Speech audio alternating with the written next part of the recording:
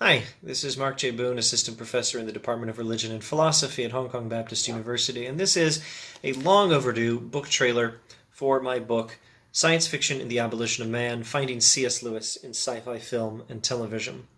Let's look at the backstory first, and this is a backstory that goes a long way, millennia. The backstory is that human beings are not happy because we want what we cannot get or cannot keep or can't be sure we'll be able to keep. We always want more money.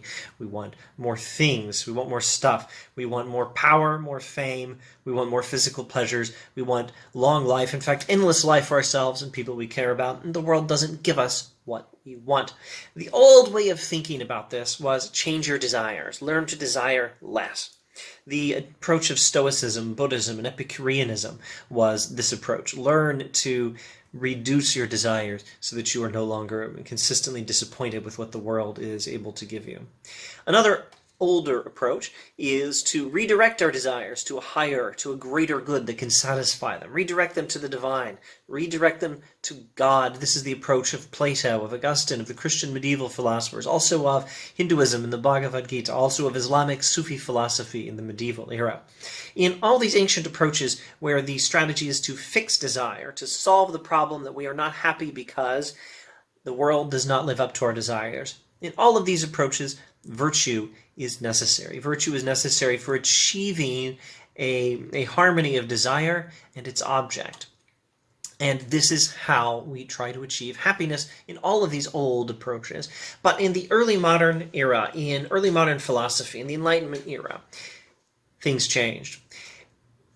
People like René Descartes and Francis Bacon reversed the formula, saying, let's change the world to fit our desires. And the strategy they chose was science and technology. Others had the same reversed formula. Change the world to fit our desires, emphasizing politics as a method of making this happen, such as Machiavelli, most importantly. But with Descartes and Bacon, the strategy is change the world to fit our desires using science and technology, and so now science has replaced virtue as the best way of achieving happiness. That is part one of the backstory to Science Fiction and the Abolition of Man, Finding C.S. Lewis in Sci-Fi Film and Television. Part two of the backstory. Before the 1600s or so, pretty much all moral thinkers in the West believed in human nature, the way the human being is constructed, which tells us how we ought to live. They thought there's such a thing as the proper function of the human being. For reasons we don't really have time to get into in this video, the modern philosophers rejected this old account of human nature, and so they worked very hard to come up with some other way of explaining morality without human nature, and they largely failed.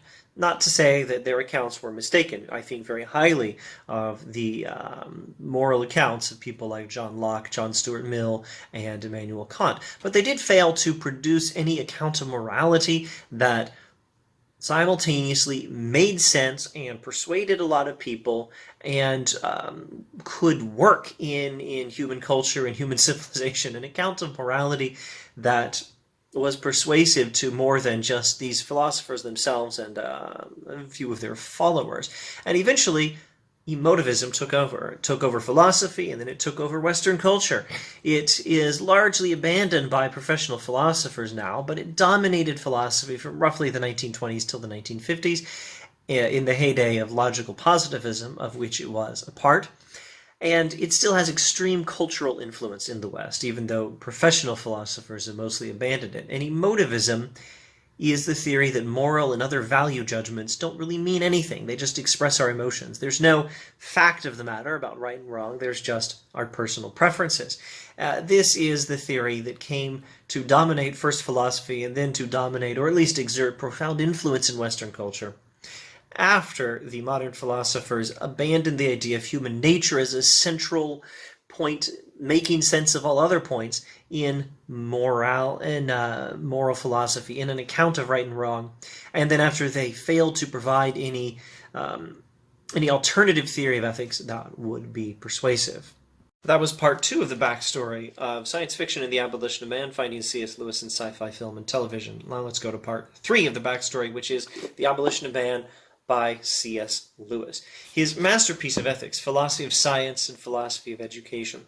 In The Abolition of Man, there are three parts. In part one, Lewis critiques emotivism, and he reminds us that people used to think objective moral truth was a real thing. It's a beautiful critique of emotivism, particularly as applied to philosophy of education.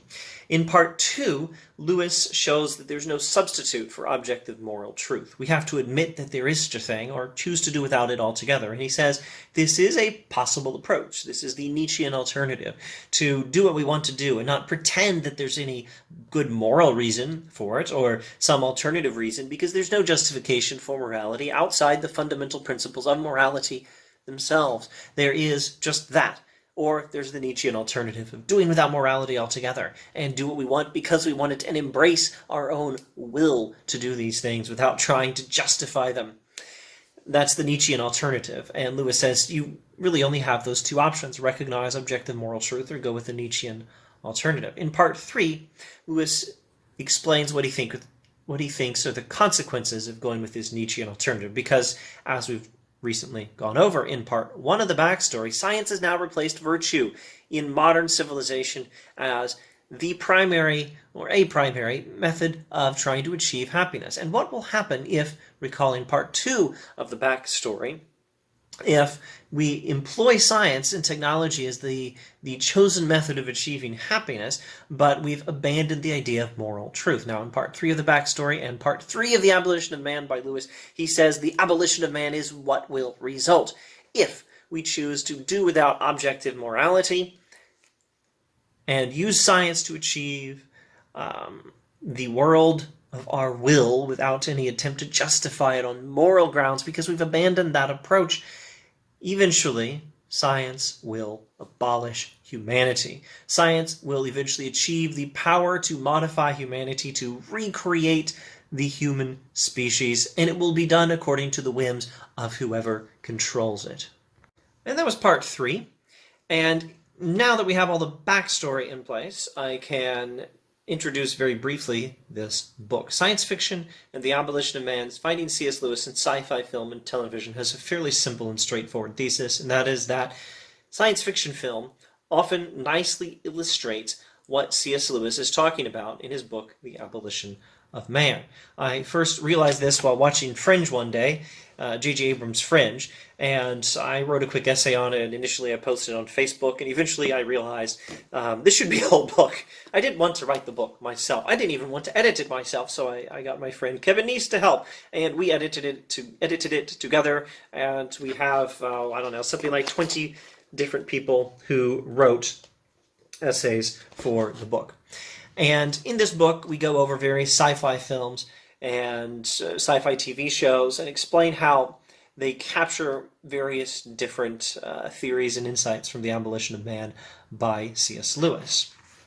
Just to give one example, the Borg of Star Trek are a perfect example of the abolition of humanity by means of technology. And that's the subject of the last essay in the volume. And all the other essays by all our different wonderful contributors go over how interesting sci-fi films and TV shows illustrate this. I go over the analysis from Fringe myself a bit in the introduction. We have several good essays on Star Trek.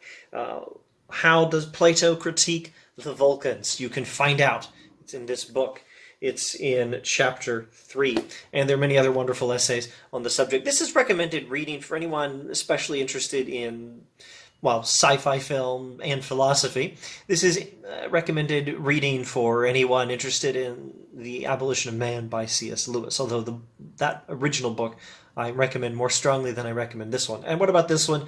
Well, I think you can find it cheap on Kindle. I think you can find it fairly cheap elsewhere. I believe it's available, of course, on places like Amazon. I think you can find it also at Barnes & Noble.